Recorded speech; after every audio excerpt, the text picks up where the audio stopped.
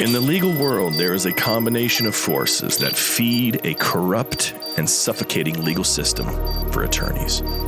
Law schools, law professionals, judges, and even the firms themselves for whom you work create a system, a matrix, if you will, that is nothing like what you thought when you passed the bar exam.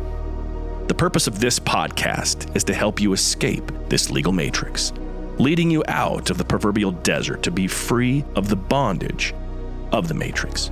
Hosted by Bryce D. Nyer, attorney at law with over 30 years experience in the trenches of civil and criminal litigation at the state, federal, and international levels. He's a highly accomplished and resourceful legal professional, a true master of his craft, and he's here to help you get your life back. Here's your host, Bryce D. Nyer. All right. It's another episode of Escape the Legal Matrix with yours truly, Bryce D. Nyer, coming at you live from Fayetteville, North Carolina. And in the house tonight, we have Drake, our Labrador Retriever. Whew, yeah, let me tell you, it's been a rough couple of weeks. I've been in litigation, very heavy litigation. And it brings us to the topic we're going to talk about tonight, and that's the title of which is going to be called The Boneyard. That's right, The Boneyard. And you're probably saying, what is the Boneyard? Well, I'm going to tell you what the Boneyard is. So, a lot of times on the weekend, I'm down on the coast, sometimes working, sometimes not. And anyway, as I'm driving down there, I think about my life. I think about the next phase of my life, the final phase of my life. And of course, I pass out in the country heading toward the coast of North Carolina. Really, some really beautiful land and smaller towns as I approach the beach communities. And lo and behold, never fails, there's always a graveyard or a couple of them on the way. With some of the cemeteries have been there a long time, maybe 100, 200 years, maybe more. And so I call it the Boneyard. And I begin to wonder, and I think about this when I'm just cruising down, listening to some music about the people in the Boneyard, what their lives were like, how long they lived. If they could come back to life, what would they tell us? What would they say? What would they do differently? And as I grow older and a lot of my relatives and good friends die, it really makes you step back and take a solid look at oneself about your life, where you are today and where you're headed tomorrow. And is what we're doing every day really taking us anywhere? I see so much on a lot of posts in social media of people posting lately saying, I just don't feel connected to the world. I don't feel connected to anything. There's just something stirring my soul, something that's happening, and I'm disconnecting from the worldly things. I'm not of the world. I'm in the world, but I'm not of the world. And now I begin to understand a lot more about Scripture and about this being of the world versus being in the world. And I got to tell you, to make you think, because as you pass the boneyards, at one point in time, the people that are in there, in the ground, were living, were breathing, had Thanksgiving, had Christmas, celebrated with family, worked, had goals and aspirations. And you wonder, did they meet their goals and aspirations, or did they go to their death with a ton of regrets? And I got to tell you, I've been very blessed in my life, and sometimes some people say I'm not grateful enough, and I just complain too much and I whine too much. And I guess that's true. And I really need to get the hell over it. I need to stop it and get over it, stop my whining and complaining. And sometimes I do it a little too much. And there's so many people, millions and millions of people, a lot worse off than I am. And I just need to stop it. And as I go and I travel down the roads between my office here and heading down to the coast, and every time I pass it, I always wonder, since last week, has somebody been added to the boneyard in one of the boneyards as I travel down the highways and the byways and the interstate? And I think that all of us just need to stop for a few moments and ask ourselves these better questions. What are we doing with our lives? What are we doing with our lives? Seriously, what are we doing? Are we making a difference? Who are we living for and what are we living for? In the Christian faith, it says, to seek God first and live for Christ. And I got to tell you, there's something to that. Because if you're living for retainer fees in the legal matrix, if you're living for the next victory in the courtroom, if you're living for all the likes on social media and the validation, they're going to run out. And if that's what you're living for, you're going to be sadly disappointed. I mean, think about it as you were growing up, you're like, hey, can't wait till I'm 16 and get my driver's license. Well, that day came and it went.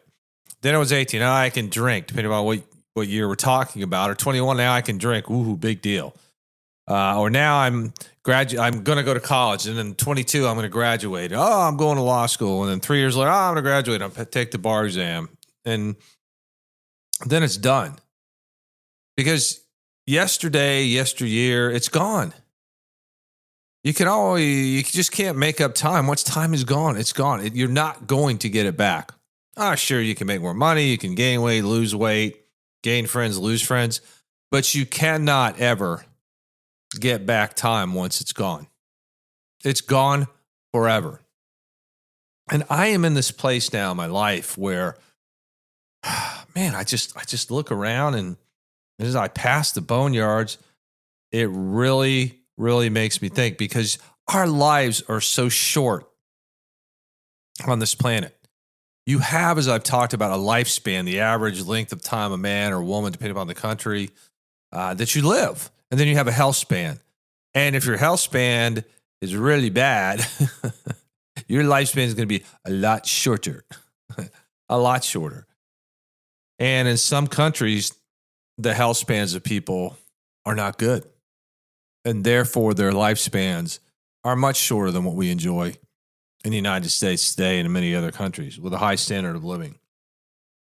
And one thing's for sure, we are all going to end up in the boneyard, either buried in a coffin or cremated, or I don't know, I guess if you die at sea, you go to the bottom of the ocean, become fish food. I don't know. That's not a very pleasant thought, is it?